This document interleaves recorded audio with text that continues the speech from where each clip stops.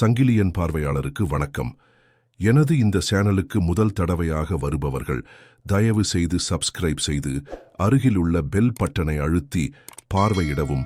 உங்கள் பேராதரவுக்கு நெஞ்சார்ந்த நன்றிகள்.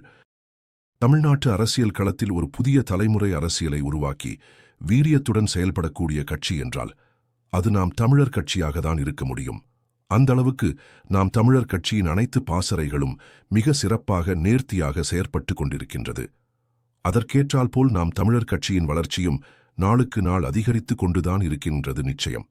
2026 தேர்தலில் இந்த வளர்ச்சியானது தமிழ்நாட்டு அரசியல் வரலாற்றிலேயே மிக பெரிய திருப்ப முனையை ஏற்படுத்தும் என்பதில் எந்தவித மாற்று கருத்தும் இருக்காது. அந்த அளவுக்கு அரசியல் ஆய்வாளர்களின் கணிப்புகள் இருந்து வருகின்ற இந்த சூழலில்தான் நாம் தமிழர் கட்சியின் உழவர் பாசறை ஒரு அறிவிப்பை வெளியிட்டுள்ளது.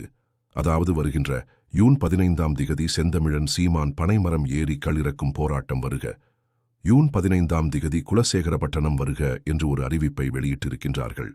நாம் தமிழர் கட்சியின் உழவர் பாசறை இந்த அறிவிப்பானது தமிழ்நாட்டு ஏனைய அரசியல் கட்சிகளுக்குள் பரபரப்பையும் அச்சத்தையும் ஏற்படுத்தியுள்ளது. அந்த அளவுக்கு நாம் தமிழர் கட்சியின் ஒவ்வொரு செயலும் ரொம்ப வித்தியாசமாகவும் தேவையானதாகவும் இருக்கும். இதனால் மக்கள் மத்தியில் பெரும் வரவேற்பையும் பெற்று வருகின்றது. இதுபோன்ற செயற்பாடுகள் மக்களுக்கு தீர்வு கொடுக்கக்கூடிய வகையிலும் இருக்கும். கள் இறக்கும் உரிமைக்காக பல வருடங்களாக நாம் தமிழர் கட்சியினர்தான் தொடர்ந்தும் குரல் கொடுத்து போராடி வருகின்றார்கள். 2 திராவிட கட்சிகளும் தங்களுடைய டாஸ்மார்க் சாராய விற்பனையில் பாதிப்பு வந்துவிடக்கூடாது என்பதற்காக இந்த விடயத்தில் தொடர்ந்தும் கண்டும் காணாத மாதிரி இருந்து வருகின்றனர். இந்த வகையில் கடந்த முறை விழுப்புரத்தில் நடந்த நிகழ்வில் நானே பனை ஏறி கள் இறக்குவேன் என்று கூறியிருந்தார் சீமான் அவர்கள். இதை பலரும் காமெடி பண்றார் சீமான் என கூறி வந்த நிலையில் அதை உண்மையாக்கும் வகையில் இந்த போராட்டம் அறிவிக்கப்பட்டுள்ளமையானது இந்திய அளவில் ஊடகங்களில் பேசப்படுகின்றது. சீமானின் இந்த போராட்ட அறிவிப்பானது பனையை நம்பி வாழும் பல இலட்சம் மக்களிடையே பெரும் வரவேற்பை பெற்றுள்ளது.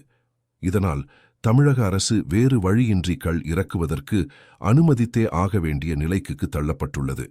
இதுபோன்ற பயனுள்ள போராட்டங்களால் நாம் தமிழர் கட்சியின் வாக்கு வங்கி அதிகரித்து கொண்டே போகின்றது. பனைமரத்திலிருந்து ஆண்டு ஒன்றுக்கு பல்லாயிரம் கோடி வருமானம் கிடைக்கும் என்று கட்சி தொடங்கிய நாளிலிருந்து அண்ணன் சீமான் அவர்கள் கூறி வருகின்றார் என்பது குறிப்பிடத்தக்கது. நன்றி, வணக்கம்.